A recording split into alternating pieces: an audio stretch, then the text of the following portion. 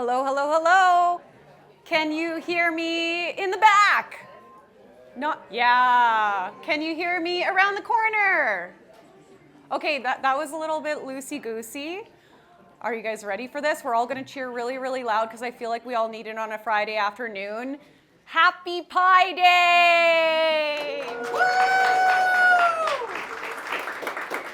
We planned it to be on a Friday. So anyways, we're so grateful that you were able to come out and celebrate with us here at Innovation Saskatchewan on Treaty 6 territory in the home of the Métis. It is important for us to recognize the deep history of this land. Frankly, without it, we wouldn't be gathering now or benefiting from the role of our R&T parks play in driving innovation. And for that, and for so much more, we honor our shared responsibility as treaty people, working together towards a future of collaboration, respect, and progress. My name's Danny Warwick, and I'm the Executive Director of Communications and Marketing for Innovation Saskatchewan. And our agency is so proud to be partnered with Siemens EDA on this Pi Day celebration. Yeah. Woo! So events like Pi Day are just one way that our agency empowers innovators and supports our vibrant innovation ecosystem. And if you'd like to learn more about our events or other ways that we do support the tech ecosystem in Saskatchewan, you can either come find me, some other folks at Innovation Saskatchewan who might be familiar faces, or you can just go to our website, innovationsask.ca. That's where you're going to find our events for the ecosystem, and you'll be able to sign up for our newsletter so you never miss a beat. Innovation Saskatchewan's partnership with Siemens on Pi O'Clock started, and I can't believe this, nearly a decade ago, 9 years. Back in 2016, my former teammate Mike Wolsfeld and Jeff Dick talked about creating a relaxed, casual networking event at Innovation Place where people could connect and learn about local tech companies and frankly just share some knowledge and some good times. So today, Pi O'Clock has become a highly anticipated event within our parks, and we are thrilled you could join us to celebrate what we hope will continue as an annual tradition on 3.14 Pi Day. So behind every event like this and every great company in our ecosystem are great people. I'm flipping my page and I'm staring at Amit. And to that point, for Saskatchewan's tech sector, we owe a lot to the vision and tenacity of early founders like Amit Gupta. So today we celebrate a big milestone, and that is Amit's 20 years with Solido and Siemens EDA. That's right. Solido's journey from a two-person company in a small office in the concourse here at Innovation Place to a center of excellence as part of a multinational company is an incredible success story for all of us. By choosing to stay and grow in Saskatchewan, Amit and his team have helped build a strong foundation for the next generation of tech founders. Today, Siemens EDA's software, developed right here in Saskatoon, is used to design billions of chips per year and continues to address new complex challenges in next-generation chip design. The company's growth and mentorship has been key to our tech sector's expansion. Siemens has created jobs, grown and diversified our economy, and helped put Saskatchewan on the map as a tech powerhouse. Amit was instrumental in making it all happen.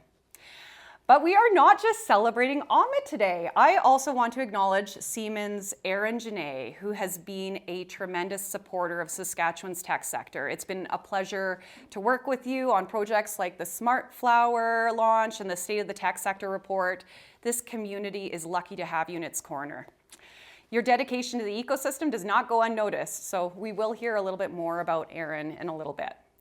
For now, I am pleased to introduce our main program where we have the CEO and co-founder of startup company RUNNR sitting down with a veteran VP of Siemens EDA to talk about lessons learned in Amit's 20 years. Over to you two, Louis Kolla and Amit Gupta. All right, thank you. Thank you for the introduction. That was great. Yeah, thank you. I guess probably be good to just maybe do a quick intro for both of us, just so everyone can kind of know a bit more. Obviously, most people know who Amit is, but I can give a quick background about myself. My name is Louis Kolla, co-founder and CEO of RUNNR, and we're a local Saskatoon startup right here on Innovation Grounds. We're part of the Collabs community, And my brother and I co-founded the company right out of university. We're both U of S graduates from the engineering program. And we started our company in March 2020. And the original idea for the company was Uber for industrial parts and supply deliveries. Growing up in a family with an industrial chemical manufacturing business, and then both being engineers, we experienced issues with local on-demand deliveries, getting part supplies to site, working with these traditional old school couriers where everything is pen and paper, phone calls to facilitate all that. So we thought we could do it better. And so RUNNR launched in March of 2020 with that idea of being the next Uber for industrial parts supply deliveries.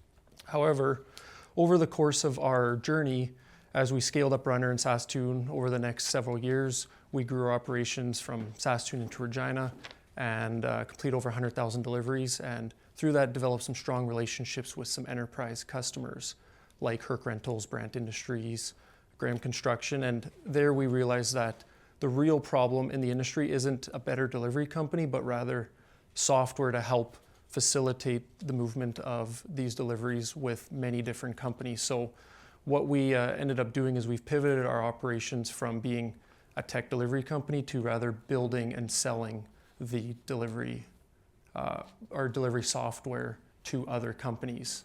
And that's where we are today. Last year we raised a pre-seed round, and now with the pivot being complete, we're at a point where we're scaling up our operations into Western Canada. So I'll hand it over to Amit to maybe give a little bit intro, and we'll get into some questions. So.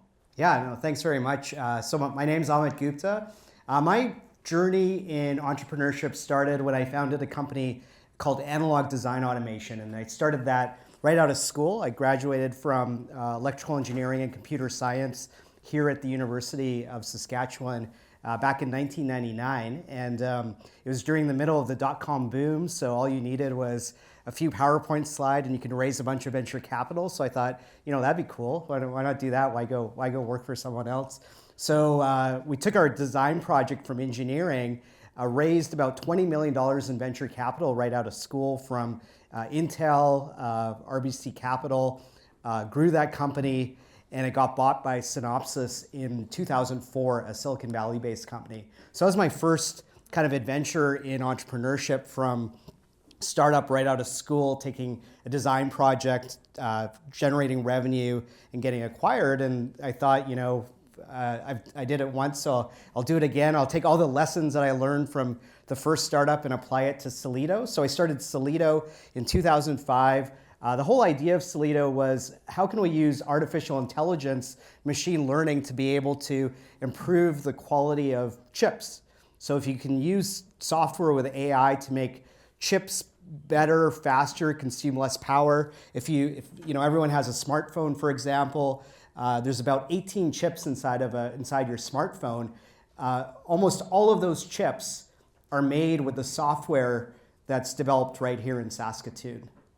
So it's a huge accomplishment, and not just smartphones, but the chips in your cars, your tablets, your PCs. When you interact with the internet and the cloud, the chips there, they're all having chips that are made with our software right here in Saskatoon. So that was a journey. Started the company in 2005.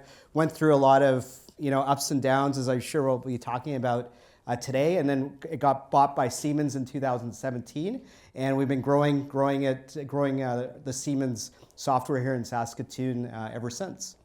So that's how I got here today.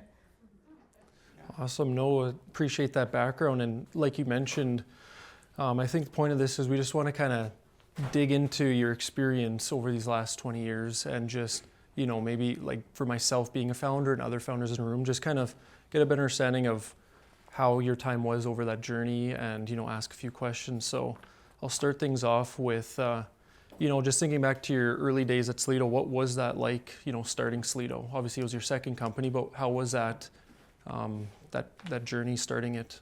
Yeah, so I think I had the advantage because I already started a company, Analog Design Automation, that got bought in 2004. So as a result, I was able to go to investors right away and show them the business plan and the pitch for what we were planning to do at Solido. And we raised, I was actually deciding at the time, where should I locate the company? It wasn't a given that I was going to locate it here in Saskatoon. I was thinking of, basing it out of Ottawa or Vancouver, somewhere else. But Innovation Saskatchewan at the time, they were providing venture capital. And they said, if you start the company in Saskatoon, we'll give you investment. So Innovation Saskatchewan was definitely, a big part of the reason why we're here. Innovation Place also, with all the space here, we located in the concourse, but we raised an initial $2.5 million venture capital Series A round when I got started in 2005. And what that let me do was start hiring the initial talent, the employees.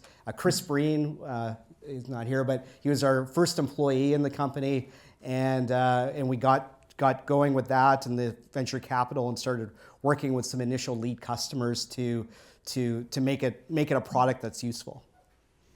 No, that's a great background. And just to dig into a few of those points, you kind of touched on a few things that I wanted to bring up, but in your mind, how important was it in the early days to raise venture capital to get the business off the ground? And, I guess to that as well, to scale the company once you did get things moving. So for us, raising venture capital was very important because our company is a deep tech company. So it's something where we're inventing algorithms, we're putting together very technical software where our customers are businesses. Our customers are the companies that are making the smartphones, the companies that are making, the tablets, all the Meta, the Googles, the Alpha, the Teslas of the world.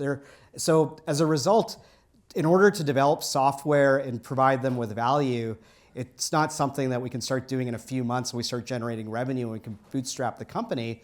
It's something where it takes years before we can start, generating revenue and demonstrating value. So I started the company in 2005. We got our first revenue at the end of 2006. So it took about 2 years for us to get the first amount of revenue. And we didn't actually hit profitability until around 2012. So we're putting a lot of investment into developing this product, making it useful, hiring salespeople to go and talk to these customers. So for us, for our kind of business, venture capital was really important. And we raised actually a Series B round here from Golden Opportunities Fund. And Golden Opportunity was, they weren't really investing in technology companies much before then. I think we were one of their first technology company investments, and that really helped propel us as well. Yeah, no, I know that's, I guess now, I don't know if anyone, or I'm sure most people know, but the VC market's quite difficult now for early stage founders. So, being able to raise capital right off the bat, and then be able to fuel your growth in the team. But one thing I wanted to talk about is how important was that once you did have some capital to hire the right people, and just, can you talk a bit more about, what did you do to attract top talent, and, what was your process in finding and hiring those types of roles? Yeah, back to the point about funding, I think the other really interesting advantage that you have starting a company in Canada and starting a company in Saskatchewan is that you're not reliant solely on venture capital. There's a lot of government programs here that help companies like us. So we took advantage of National Research Council. They have IRAP programs. We took advantage of the Canadian government having scientific research, experimental development tax credits. We took advantage of Western Economic Development. I think it's called the Prairie giving funding. So there's a lot of opportunities for raising capital to operate your company outside of venture capital. And there's also a really healthy seed private investment community that we tapped into. So I think that's the funding question. Yeah, and then in terms of your other question about talent, really our first 15 hires, 20 hires or so are super important because they're the ones who are working with customers, iterating on the product, working on the algorithms, working on the integrations that we had with other products. So what we did, the first couple of people that I hired are people that I knew. So just through my own network of hiring people, there's people I knew who are very talented. I tapped into that. But otherwise, we were doing recruiting from the University of Saskatchewan, from engineering and computer science. So in those early days, I was going on the internet and I was Googling people and finding people, what are they doing in their PhD thesis, and through that, interviewing and attracting people. And you don't need to, when you're just getting started, you don't need to hire 50, 100 people. It's hiring those first, 12, 15, 20 people who are really strong contributors, and then scaling from there.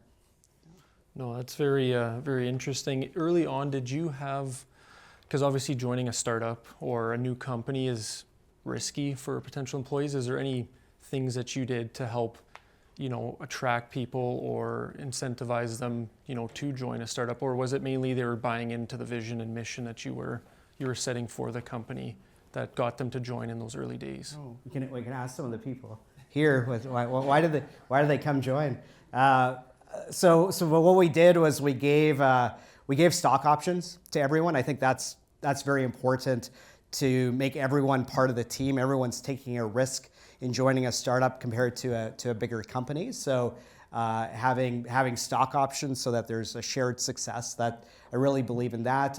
Paying competitive wages still. We raised venture capital funding, so that gave us the ability to give people competitive salaries. And then I think what attracted people, and it's kind of great that this attracts people, is people who are interested in kind of in a more agile environment of a startup that's more dynamic, and you don't necessarily know what you're going to be working on in the next week or next month because the requirements might change, and the economy might change. So people who are more adaptable and flexible to that change are the types of people that we attracted. So I think we were always very upfront in talking to new candidates, new employees that were a startup, and there's quite a lot more risk in joining a startup compared to a larger established company. But there's a lot of pros to working with a startup. You get to configure your own computer, build your own desk in the early days,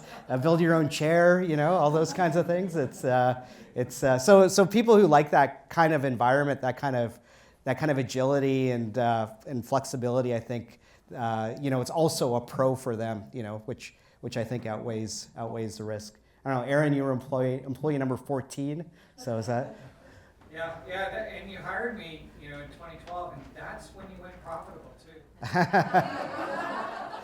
I don't know if it's correlation or causation. He never. Over your 20 years now, when you think back, was there any pivotal moments that you can remember that helped you and your company grow to the successful exit? Yeah, so, we talked about raising funding, obviously. So I actually spent about 8 months raising funding, and I closed the first round of funding on January 31st, 2005. So that's why this year we're celebrating the 20th anniversary of Solido, now Siemens. So that was a super important milestone because that allowed us to start hiring, start building the technology, and get going. Getting that first revenue, even if it was, I think our first revenue in 2006 was a $10,000 check from a semiconductor, a chip company. So it wasn't a lot of money, but at least it demonstrated to us, and it demonstrated to our investors that this is something that's valuable that someone will pay for. And there's a big difference between developing something in your office that you think is valuable and you think people should pay for it versus something that someone actually writes you a check for and pays for. So that's a huge milestone, getting someone to actually write a check for you. And then the question is, okay, you got the first $10,000, $100,000. So can you get to $1 million? So something of more significance, can you get them to pay for that? So, we hit that milestone where you were able to win customers, get them paying more substantial revenue for our software, and then it's more about scaling, right? Getting more customers, selling them more of our software, creating add-on products so that we grow, and then it got to the point of us getting acquired in 2017. But we can talk about that after, yeah. Yeah, I guess, that growth and that journey to get acquired, when you look back now, having been on the other side for the last several years, is there anything that you look back and would have done differently over that journey? Oh yeah, I would have done a ton differently. It's interesting because when I started analog design automation, I thought, okay, I learned all my mistakes in analog design automation. Now I'm going to do the perfect startup. And then what you realize is that every startup is unique. The people are all unique, the customers, the market, the macro economy is unique. We went through the 2008 crash. We went through the 2000 and I think it was the 2000 and was there a crash in 2012, 2013? So we go through all these macroeconomic highs and lows, and you have to adjust. I think the big lessons that I learned in terms of things I would do differently is being a student of the business. One of my board members talked about how it's super important to be a student of the business, where you're not just having one direction and that you're going on that direction, but rather you're hearing what your customers are saying, you're hearing what the market is saying, and you're adjusting and you're adapting your direction. Just like you were saying in your introduction, where you've pivoted the company to going into another direction based upon what signals you were hearing from your customers. It's very important to keep the agility to be able to adapt to what you're hearing the feedback from customers. So being a student of the business, and one of the interesting frameworks the board member said was, you should think of yourself as an information processing system, where you have to constantly be figuring out the signal from the noise and being able to process that signal and adapting to maximize revenue, in this case as a startup. So in terms of Solido, I think when we raised that first round of venture capital, we had a lot of pressure to grow our revenue based upon the projections that we had, whereas I think our technology wasn't at that level of maturity. So something I would have done differently is not scale our sales and our marketing as quickly as we did in those early years, because we needed time for the technology to mature and us to figure out product market fit with lower burn, lower spending of the cash. So that's one example, but I've got hundreds of examples of things I should have done differently. Yeah. I guess kind of a follow-up question to that, because I myself am a first-time founder, and I'm sure there's some others in the room, but is there any leadership lessons that you could share with myself and others, just that you implemented in your journey, just managing teams as it scaled, company, new markets, and just what are some things that you found to work well for you as a leader in your organization? Yeah, I think first of all, hiring really talented people. So we've got a bunch of Siemens people here who are came from the Solido journey as well, and they're all awesome in their fields, and they know the overall mission of the company, and they can direct what we're doing. So I think just building this amazing team, because a company is nothing but a collection of people, talented people who are executing on the mission. So I think all the credit to everyone in my team who's been able to take the company to where it is today. So I think that's point one. I think point two is being very transparent about what are the goals for the company over the next year, over the next 3 years, over the next 5 years, and making sure that everyone in the organization knows that what the goals are, what are the metrics, what are we being measured on, what are the board members and what are the investors expecting, so that we're all collectively feeling like one team, and then communicating how we're doing towards those goals, and it's not always going to be up and to the right. There's going to be bumps along the way or pivots that need to be done along the way. So just being very transparent and honest in communication and where we're going and what's going well and what's not going well, I think is really important, especially for any organization, but for a startup for sure. Yeah. And I guess, just kind of further to that is how important is it to be okay to ask for help? Like as a startup founder, you feel like you're expected to just know all the answers and try not to be wrong with stuff. But from your experience, is that a bad thing to go and ask for help? Need to get support in different areas maybe that you're struggling in. Just love to hear your thoughts on that. Yeah, I definitely needed a lot of help.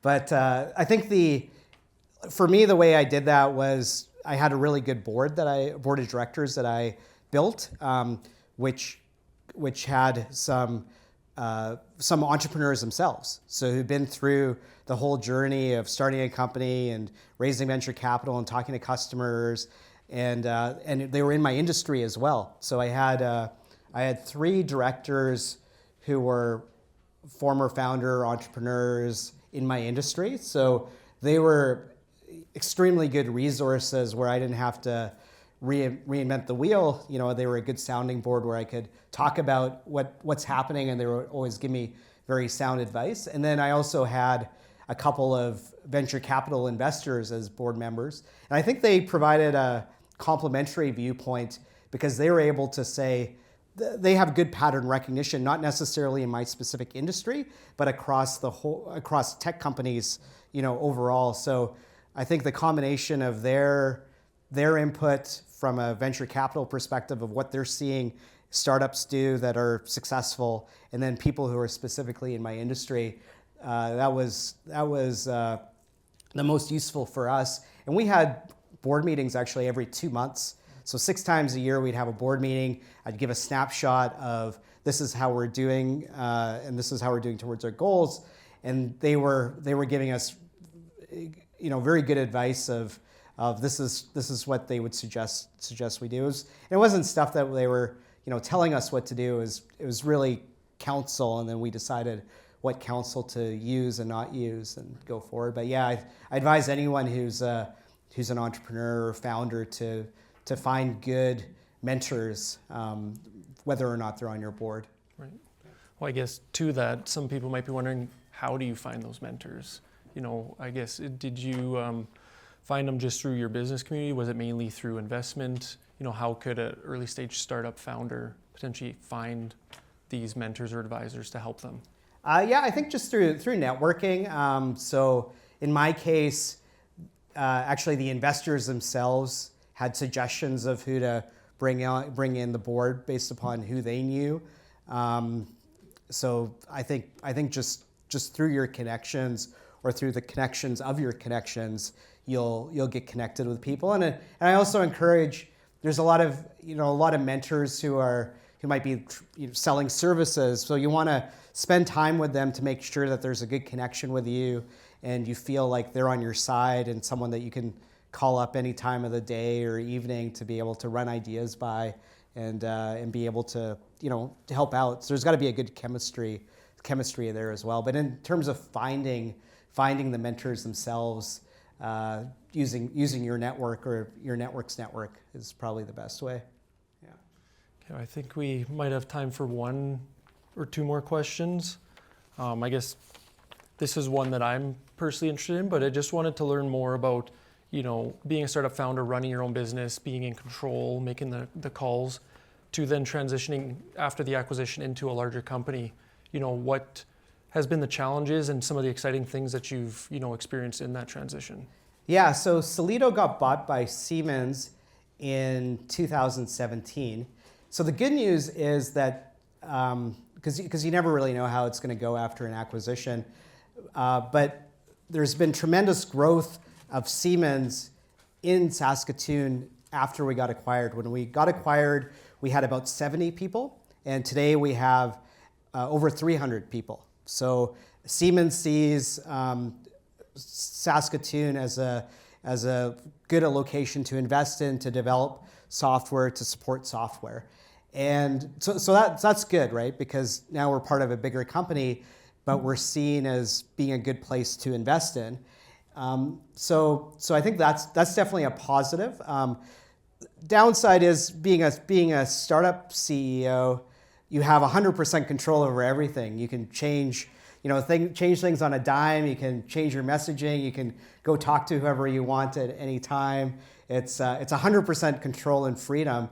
Whereas being part of Siemens, you're part of a much larger platform, which gives you the benefit of more investment, more customers, more users, but you're part of this bigger overall framework, so you can't make decisions as quickly or autonomously as you could when you're CEO of your own company. That being said, I think Siemens is good because they give me a lot of freedom. So they kind of think of it as you're running a business, you're growing very quickly, you're profitable, we're going to keep investing. So they give 90% of the decision making to me still. So it's almost as good as, but not quite as good as when you're your own startup founder. Yeah. I think we're at time here, but I'd like to give a big shout out and appreciation to Amit here for sharing a story over the years with Solido, and I guess now a story with Siemens. So appreciate it, and let's give it up for Amit here. Great, thank you. So does anyone else have any questions? Like, Louis has been such a wonderful conduit on behalf of the startup ecosystem, but I know there's a lot of people with bold ideas in this room. Anyone with any questions? I wore my sneakers, I can run the mic. Oh yeah, you did, Jay. Yeah, you did. I'm coming for you. No, we want you, Mike. Come here. So in your 25-year career, professional career, what would you say is your biggest regret?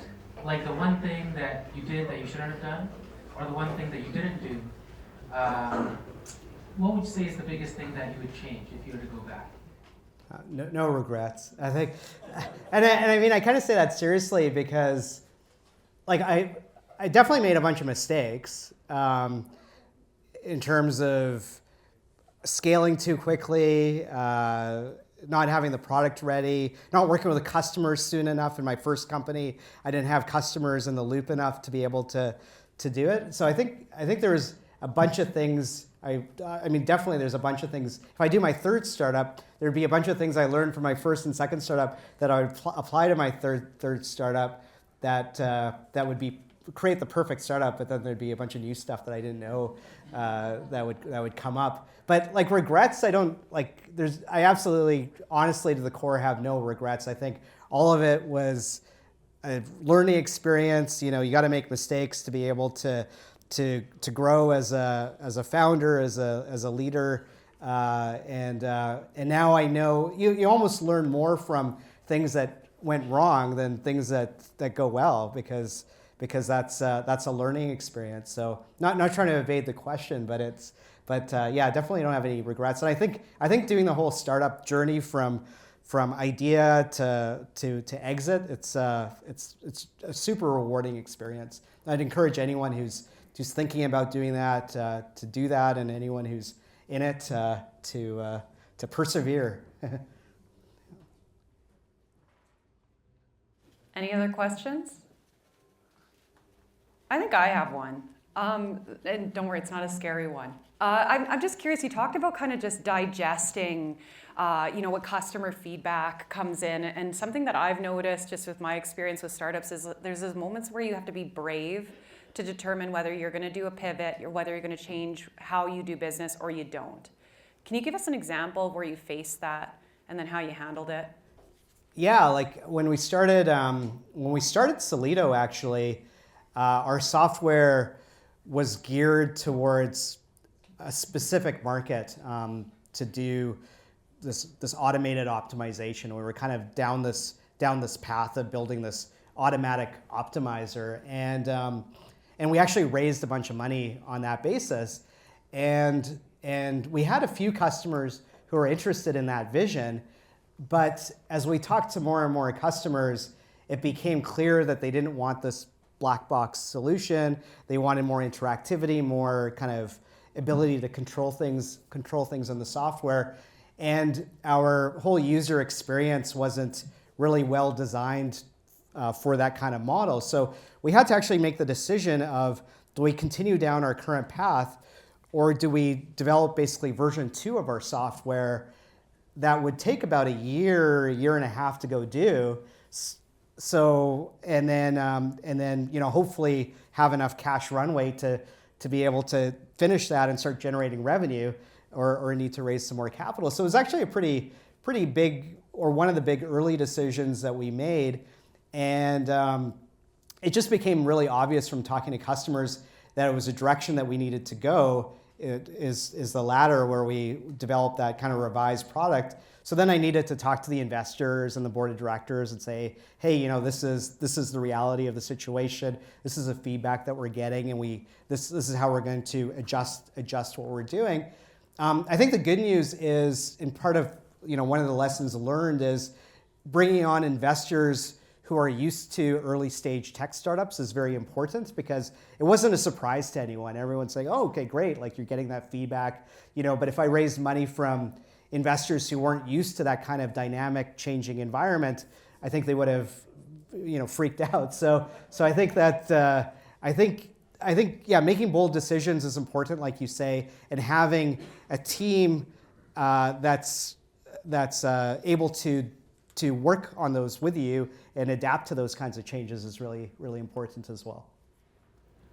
I gotta put it back on Louis too, because you're earlier stage too. Do you get any inspiration from what Amit's saying, or have you been through a similar situation in the new high-risk environment we're living in with tech startups and the way that boards and investors are working? Yeah, for sure. We were lucky because we raised our funding on our pivot, so it was kind of, hey, we're making this change. Do you want to support this? We think it's going to be a really big thing. And we got the buy-in from those investors, so that was nice. We didn't necessarily have to go to anyone and say, hey, I know you gave us money on this idea, but now we're changing. So it was a little bit maybe easier that way. And similar to what Amit said, it was very much just listening to our customers and what really will be the solution that will ultimately solve their problems, and that's why we made the choice to make a pivot. It wasn't an immediate pivot by no means. We didn't, one day we were doing this and the next day we literally were doing something different. It was a gradual thing, but it was very much just that, again, the idea of listening, iterating, and just always, I guess, be adaptable in your company. So. Any other questions? Okay.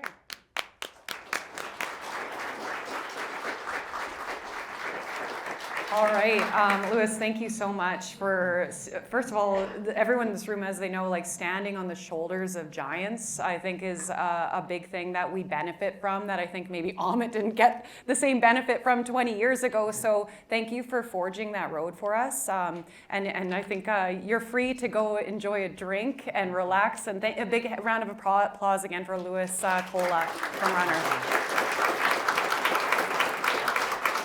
And Amit, the drive and the bravery to build what you folks have been able to do. It's commendable. I think it's unique, but I don't think it's unique in this room. And I think that it's important that everyone here goes away with a little bit of inspiration in the pride of what we're able to do together, and just ask someone for help.